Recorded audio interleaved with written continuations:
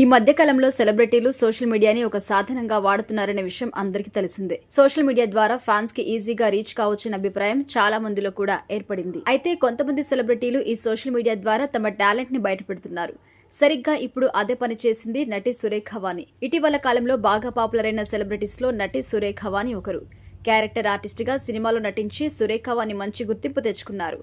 అక్కగా, వదినగా, తల్లిగా తన నటనతో సురేఖ వాణి ప్రేక్షకుని అలరిస్తున్నారు.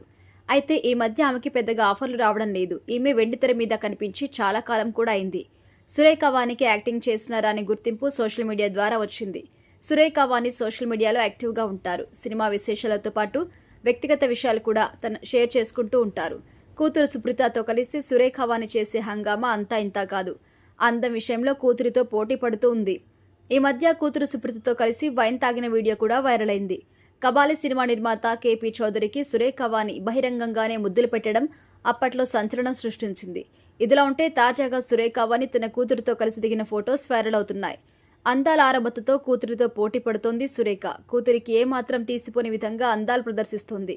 ముఖ్యంగా యథా అందాలు చూపించడంలో ఇద్దరు కూడా గట్టిగానే పోటీ పడ్డారనిపిస్తుంది. ఈ ఫొటోస్పై నెటిజన్లు రకరకాలుగా రియాక్ట్ అవుతున్నారు.